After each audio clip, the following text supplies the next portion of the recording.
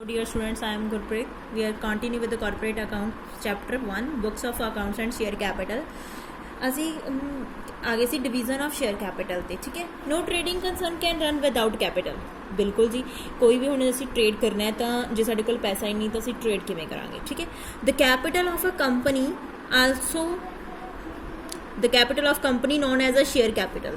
ਠੀਕ ਹੈ ਜੀ, ਕੰਪਨੀ ਦੀ ਜੋ ਕੈਪੀਟਲ ਹੈ ਉਹਨੂੰ ਅਸੀਂ ਸ਼ੇਅਰ ਕੈਪੀਟਲ ਕਹਿ ਦਿੰਦੇ ਹਾਂ, ਜਿਹਨੂੰ ਕਿ ਅਸੀਂ ਡਿਫਰੈਂਟ ਯੂਨਿਟਸ ਦੇ ਵਿੱਚ ਡਿਵਾਈਡ ਕਰ ਦਿੰਦੇ ਹਾਂ। ਠੀਕ ਹੈ, ਅਤੇ ਡਿਫਰੈਂਟ ਯੂਨਿਟਸ ਦੇ ਵਿੱਚ ਕਰਦੇ ਨੇ ਤਾਂ ਉਹਦੀ ਡਿਫਾਈਨ ਵੈਲਿਊ ਅਲੱਗ ਹੋ ਜਾਂਦੀ ਹੈ, ਤਾਂ ਉਹਨੂੰ ਸ਼ੇਅਰਸ ਬੋਲਿਆ ਜਾਂਦਾ। ਤਾਂ main division of share capital, the first है nominal registered authorized capital. The amount of capital with which the company intends to be registered is called registered capital. ठीक है जी, amount of capital ਜਿਹਦੇ ਨਾਲ company ਕੀ ਹੁੰਦੀ ਹੈ, ਇੰਟੈਂਡ to register, ਜਿਹਦੇ register ਕੀਤੀ ਜਾਂਦੀ ਹੈ ਉਹਨੂੰ ਰਜਿਸਟਰਡ ਕੈਪੀਟਲ ਬੋਲ ਦਿੰਦੇ ਨੇ। ਹੋਪਸ ਹੋ ਕੇ ਸਮਝ ਆਇਆ। ਠੀਕ ਹੈ ਜੀ, ਇਸ ਤੋਂ ਬਾਅਦ maximum amount which is authorized to raise the way of public subscription. There is no legal limit on extent of the amount of the authorized capital. ठीक है जी, ਤਾਂ ਹੁਣ ਇਹ ਕੀ ਕਰ ਰਹੇ ਨੇ ਕਿ ਮੈਕਸੀਮਮ ਜਿਹੜੀ ਵੀ ਅਮਾਊਂਟ ਹੈਗੀ ਹੈ ਕੰਪਨੀ ਦੀ ਜਿਹੜੀ ਆਥੋਰਾਈਜ਼ ਕੀਤੀ ਜਾਂਦੀ ਹੈ to be by a public subscription. Public ਨੂੰ ਬਾਏ ਪਬਲਿਕ ਸਬਸਕ੍ਰਿਪਸ਼ਨ ਮਤਲਬ ਉਹਨਾਂ ਨੂੰ ਮਤਲਬ ਜੋ ਪਬਲਿਕ ਪੈਸਾ ਭੇਜਦੀ ਹੈ ਕੰਪਨੀ ਨੂੰ ਹੈ ਨਾ ਸ਼ੇਅਰਸ ਖਰੀਦਣ ਦੇ ਲਈ, ਤਾਂ ਉਹਦੇ ਦੁਆਰਾ ਜੋ ਆਥੋਰਾਈਜ਼ ਕੀਤੀ ਜਾਂਦੀ ਹੈ ਉਹ ਹੋ ਗਈ ਆਥੋਰਾਈਜ਼ਡ ਕੈਪੀਟਲ। ਫਿਰ ਇਹ ਕਹਿੰਦੇ ਕਿ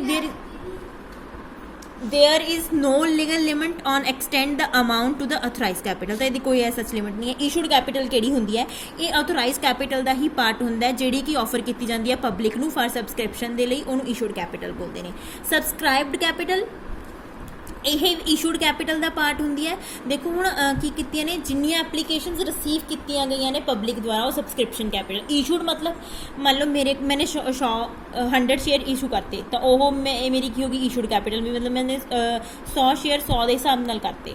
ਠੀਕ ਹੈ, ਬਟ ਸਬਸਕ੍ਰਾਈਬਡ ਕੰਪਨੀ ਨੇ ਕਿੰਨੇ ਖਰੀਦੇ 70 ਲੋਕਾਂ ਨੇ ਕਿੰਨੇ ਖਰੀਦੇ 70 80 90 ਜਿੰਨੇ ਵੀ ਖਰੀਦੇ ਤਾਂ ਉਹ ਹੈਗੀ ਹੈ ਸਬਸਕ੍ਰਾਈਬ। ਕਾਲਡ ਅਪ ਕੈਪੀਟਲ मैंने 100 ਇਸ਼ੂ ਕੀਤੇ ਸੀ, 100 ਦੇ ਵਿੱਚੋਂ ਮੈਂ ਕਿੰਨੇ ਮੰਗਵਾਏ ਨੇ, ਲੈਟ ਸਪੋਜ਼ ਮੈਨੇ 100 ਦੇ ਵਿੱਚੋਂ ਸਿਰਫ ਹਜੇ 70 ਸ਼ੇਅਰਸ ਮੰਗਵਾਏ ਨੇ ਜਾਂ 50 ਸ਼ੇਅਰਸ ਮੰਗਵਾਏ ਨੇ, ਤਾਂ ਮੈਂ ਕਾਲ ਕਰਕੇ ਜਿੰਨੇ ਸ਼ੇਅਰਸ ਦਾ ਪੈਸਾ ਮੰਗਵਾਇਆ that is called up capital. Paid up capital ਉਹੀ ਸੇਮ ਕਿ ਜਿੰਨੀ ਮਤਲਬ ਆਫਰ ਜਿੰਨੀ ਮਰਜ਼ੀ ਕੀਤੀ ਹੋਵੇ ਕੋਈ ਚੱਕਰ ਨਹੀਂ, ਅਤੇ ਜਿੰਨੀ ਪਬਲਿਕ ਨੇ ਤੁਹਾਨੂੰ ਪੇ ਕਰਤਾ ਜਿਹੜਾ ਪੈਸਾ। ਲੈਟ ਸਪੋਜ਼ ਤੁਸੀਂ 100 ਇਸ਼ੂ ਕੀਤੇ ਨੇ, ਉਹਦੇ ਵਿੱਚੋਂ ਤੁਸੀਂ ਮਤਲਬ ਇੱਕ ਵਾਰੀ ਐਪਲੀਕੇਸ਼ਨ ਅਲਾਟਮੈਂਟ ਬਣੀ, ਫਸਟ ਕਾਲ ਸੈਕਿੰਡ ਕਾਲ ਇੱਦਾਂ ਹੁੰਦਾ ਨਾ, ਅਤੇ ਤੁਸੀਂ ਨੇ ਹੁਣ ਮੰਨ ਲਓ ਕਿ ਐਪਲੀਕੇਸ਼ਨ 'ਤੇ ਅਲਾਟਮੈਂਟ ਮਨੀ ਮੰਗਵਾ ਲਈ ਜਾਂ ਫਸਟ ਕਾਲ ਤੱਕ ਮੰਗਵਾ ਲਿਆ, ਤੁਸੀਂ 70 ਰੁਪੀਜ਼ ਮੰਗਵਾ ਲਏ, 30 ਤੁਹਾਡੇ ਪੈਂਡਿੰਗ ਪਏ ਨੇ, ਤਾਂ 70 ਜੇ ਉਹਦੇ ਦੁਆਰਾ ਪੇ ਕੀਤੇ ਗਏ ਨੇ ਸ਼ੇਅਰ ਹੋਲਡਰ ਦੇ ਦੁਆਰਾ। ਠੀਕ ਹੈ, ਤਾਂ ਜਿੰਨੇ ਵੀ ਤੁਸੀਂ ਰਿਸੀਵ ਕੀਤੇ ਨੇ ਜੋ ਸ਼ੇਅਰ ਹੋਲਡਰ ਨੇ ਪੇ ਕੀਤੇ ਨੇ that is paid up capital. Reserve capital ਜਿਹੜੀ ਸਪੈਸ਼ਲ ਰੈਜ਼ੋਲਿਊਸ਼ਨ ਦੇ ਅੰਦਰ ਪਾਸ ਕੀਤੀ ਜਾਂਦੀ ਹੈ, ਮੀਨਸ ਇਹ ਕੀ ਹੈ, ਇਹ ਰਿਜ਼ਰਵ ਰੱਖਿਆ ਜਾਂਦਾ ਪੈਸਾ, ਇਹ ਸਿਰਫ ਉਦੋਂ ਹੀ ਇਸ਼ੂ ਕੀਤਾ ਜਾਂਦਾ ਹੈ, ਮਤਲਬ ਯੂਜ਼ ਕੀਤਾ ਜਾਂਦਾ at the time of winding up. ਠੀਕ ਹੈ, ਇਹ ਜਿਹੜੇ ਮਤਲਬ ਸ਼ੇਅਰ ਕੈਪੀਟਲ ਹੁੰਦੀ ਹੈ ਇਹਨੂੰ ਰਿਜ਼ਰਵ ਕੈਪੀਟਲ ਕਿਹਾ ਜਾਂਦਾ ਹੈ। ਇਹ ਮਤਲਬ such type of capital cannot be converted into ordinary capital without the permission of the court। ਹਾਂਜੀ, ਕੋਰਟ ਦੀ ਪਰਮਿਸ਼ਨ ਤੋਂ ਬਿਨਾਂ ਅਸੀਂ ਇਸ ਨੂੰ ਪੈਸੇ ਨੂੰ ਯੂਜ਼ ਨਹੀਂ ਕਰ ਸਕਦੇ, ਸਿਰਫ ਜੇ ਕਰਨਾ ਤਾਂ at the time of winding up. ਠੀਕ ਹੈ ਜੀ, ਇਹਨੂੰ ਅੱਛੇ ਤਰੀਕੇ ਨਾਲ ਪੜ੍ਹ ਲਿਓ। ਤਾਂ ਹੁਣ ਤੁਹਾਡਾ ਹੋਮਵਰਕ ਕੀ ਆ, what is the difference between reserve capital and capital reserve. Ki difference ਹੈ ਤੁਸੀਂ ਚੰਗੀ ਤਰ੍ਹਾਂ ਪੜ੍ਹਿਓ, ਨਹੀਂ ਸਮਝ ਆਊਗਾ ਦੈਨ ਵੀ ਵਿਲ ਡਿਸਕਸ। ਇਹ ਤੁਸੀਂ ਜਿਹੜੇ ਚੈਪਟਰਸ ਨੇ ਇਹ ਤੁਸੀਂ +2 ਦੇ ਵਿੱਚ ਬਹੁਤ ਚੰਗੇ ਤਰੀਕੇ ਨਾਲ ਕੀਤੀਆਂ ਹੋਈਆਂ ਚੀਜ਼ਾਂ ਨੇ, ਇਸ ਲਈ ਮਤਲਬ ਮੈਂ ਤੁਹਾਨੂੰ ਦੱਸਿਆ ਜਿੰਨਾ ਵੀ ਦੱਸਿਆ ਆਈ ਥਿੰਕ ਸੋ ਤੁਹਾਨੂੰ ਈਜ਼ੀਲੀ ਸਮਝ ਆ ਗਿਆ ਹੋਣਾ। ਤਾਂ ਇਹ ਵੀ ਤੁਹਾਡਾ ਹੋਮਵਰਕ ਹੈ, ਤੁਸੀਂ ਕੁਐਸਚਨ ਨੂੰ ਕਰਕੇ ਦੇਖਿਓ, ਕੁਛ ਵੀ ਨਹੀਂ ਹੈ ਇਸ 'ਚ ਤੁਹਾਨੂੰ ਈਜ਼ੀਲੀ ਸਮਝ ਆ ਜਾਊਗਾ। ਅਤੇ ਜੇ ਕਿਸੇ ਬੱਚੇ ਨੂੰ ਕੋਈ ਵੀ ਪ੍ਰੋਬਲਮ ਲੱਗਦੀ ਹੈ ਤਾਂ ਪਲੀਜ਼ ਮੈਨੂੰ ਬੱਚਾ ਖੁਦ ਕਾਲ ਕਰਕੇ ਪੁੱਛ ਲਿਆ ਕਰੋ, ਐਸਾ ਕੋਈ ਵੀ ਦਿੱਕਤ ਨਹੀਂ ਹੈ, ਬਟ ਟਾਈਮ ਲਿਮਿਟ ਰੱਖਿਆ ਕਰੋ 9 to 4 ਮੈਨੂੰ ਮੈਸੇਜ ਆਵੇ ਜਾਂ ਕਾਲ ਆਵੇ। ठीक है, स्टॉक ही ਹੁੰਦਾ section 61 subsection 1 of the Companies Act 2013 when all the shares of company have fully paid up they may be converted into stock if so authorized by the articles of association। ਹਾਂਜੀ, Companies Act 2013 ਜਦੋਂ ਦੱਸਦਾ ਸਾਨੂੰ ਕਿ ਜਦੋਂ ਸਾਰੇ shares company ਦੇ ਫੁੱਲੀ paid up ਹੋ ਜਾਂਦੇ ਨੇ, ਜਦੋਂ ਅਸੀਂ ਉਹਨਾਂ ਨੂੰ ਸਟਾਕ ਦੇ ਵਿੱਚ ਕਨਵਰਟ ਕਰ ਦਿੰਦੇ ਹਾਂ, ਜੋ ਕਿ ਸਾਨੂੰ ਆਰਟੀਕਲ ਆਫ ਐਸੋਸੀਏਸ਼ਨ ਦੇ ਵਿੱਚ ਆਥੋਰਾਈਜ਼ ਕੀਤਾ ਹੋਇਆ ਹੁੰਦਾ ਕਿ ਤੁਸੀਂ ਇਸ ਨੂੰ ਜਦੋਂ ਤੁਹਾਡੇ ਫੁੱਲੀ ਪੇਡ ਅਪ ਹੋ ਗਏ ਇਹਨੂੰ ਸਟਾਕ ਦੇ ਵਿੱਚ ਤੁਸੀਂ ਕਨਵਰਟ ਕਰੋ। ਠੀਕ ਹੈ ਜੀ, ਤਾਂ ਉਹਨੂੰ ਅਸੀਂ ਸਟਾਕ ਬੋਲਦੇ ਨੇ। It is another type of unit of capital of a company. ਇਹ ਵੀ ਕੀ ਹੈ, ਇੱਕ ਹੁੰਦਾ ਕੀ ਹੈ, ਇੱਕ ਤਰ੍ਹਾਂ ਦੀ ਕੈਪੀਟਲ ਹੀ ਹੁੰਦੀ ਹੈ ਕੰਪਨੀ ਦੀ। Conversion of share into stock is made because it is convenient method of denoting the capital of the company. ਮਤਲਬ ਜਦੋਂ ਅਸੀਂ ਕਨਵਰਜ਼ਨ ਮਤਲਬ ਜਦੋਂ ਅਸੀਂ ਆਪਣੇ ਸ਼ੇਅਰਸ ਨੂੰ ਸਟਾਕਸ ਕਨਵਰਟ ਕਰ ਦਿੰਦੇ ਹਾਂ ਤਾਂ ਉਹ ਇੱਕ ਅੱਛਾ ਮੈਥਡ ਹੈ ਕੈਪੀਟਲ ਆਫ ਕੰਪਨੀ ਦਾ। ਮਤਲਬ ਇੱਕ ਤਰ੍ਹਾਂ ਦੀ ਉਹ ਕੈਪੀਟਲ ਹੀ ਹੁੰਦੀ ਹੈ, ਅਸੀਂ ਉਹਨੂੰ ਈਜ਼ੀਲੀ ਉਹਦੇ ਵਿੱਚ ਕਨਵਰਟ ਕਰ ਸਕਦੇ ਹਾਂ। ਤਾਂ ਹੁਣ ਸ਼ੇਅਰ ਤੇ ਸਟਾਕ ਦੇ ਵਿੱਚ ਕੀ ਡਿਫਰੈਂਸ ਹੁੰਦਾ ਹੈ, ਤਾਂ ਡਿਫਰੈਂਸ ਪੜ੍ਹ ਲੈਂਦੇ ਹਾਂ। Payment stock are fully paid up where shares are may be fully paid or not ਔਰ ਪਾਰਟਲੀ ਪੇਡ ਅਪ। ਠੀਕ ਹੈ, ਮਤਲਬ ਹਾਂ ਸਟਾਕ ਉਦੋਂ ਹੀ ਹੋਣਗੇ ਜਦੋਂ ਸ਼ੇਅਰਸ ਫੁਲੀ ਪੇਡ ਹੋਣਗੇ। ਸ਼ੇਅਰਸ ਫੁਲੀ ਵੀ ਹੋ ਸਕਦੇ ਨੇ, ਪਾਰਟਲੀ ਵੀ ਹੋ ਸਕਦੇ ਨੇ।